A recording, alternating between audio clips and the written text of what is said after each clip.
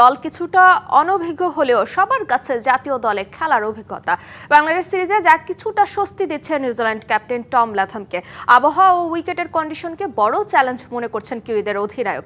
ভালো শুরু করতে পারলে টাইগারদের বিপক্ষে ওয়ানডে ও টি-20 সিরিজ নিয়ে আশাবাদী এই wicket keeper batter. April May জুড়ে চলছে আইপিএল, পিএসএল। মাঝে নিউজিল্যান্ড সিরিজের জন্য পিএসএল থেকে দলে যোগ দিতে উড়ে এসেছেন মুস্তাফিজ রিশাদরা। তবে চিত্রটা ভিন্ন নিউজিল্যান্ডের ডাগ আউটে। ফ্র্যাঞ্চাইজি লিগে ব্যস্ত কিউইদের বেশিরভাগ অভিজ্ঞ ক্রিকেটার, তরুণ ও কিছুটা অনভিজ্ঞ দল নিয়েই তাই টাইগার বধে আসছে ক্যাপ্টেন লাথম। তবে সব খেলোয়াড়ের জাতীয় দলের খেলার অভিজ্ঞতা কিছুটা স্বস্তি দিচ্ছে অধিনায়ককে। আমরা সাধারণত যে দল দেখে অভ্যস্ত তার তুলনায় এই স্কোয়াডটি কিছুটা ভিন্ন। আইপিএল ও পিএসএল এর অনেক ক্রিকেটার ব্যস্ত থাকায় বেশ কিছু নতুন মুখ সুযোগ পাচ্ছে। তবে প্রত্যেকেই কোনো না কোনো সময় নিউজিল্যান্ডের হয়ে খেলেছে, হোক সেটা টি-20 বা ওয়ানডে। সবারই কিছু না কিছু আন্তর্জাতিক অভিজ্ঞতা রয়েছে, যা এই সফরের ইতিবাচক দিক।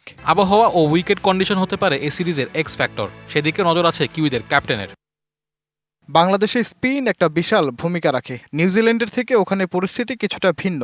কন্ডিশনই অনেক সময় খেলার ধরন ঠিক করে দেয়। আমাদের মধ্যে যারা আগে এই কন্ডিশনে খেলেছে তারা সেটা সবার সাথে ভাগাভাগি করবে। দল কিংবা আবহাওয়ার চ্যালেঞ্জ থাকলেও সিরিজে খেলতে মুখিয়ে আছে নিউজিল্যান্ড। ভালো শুরু করে মোমেন্টাম নিজেদের দিকে ঘুরিয়ে নিতে চান লাথম।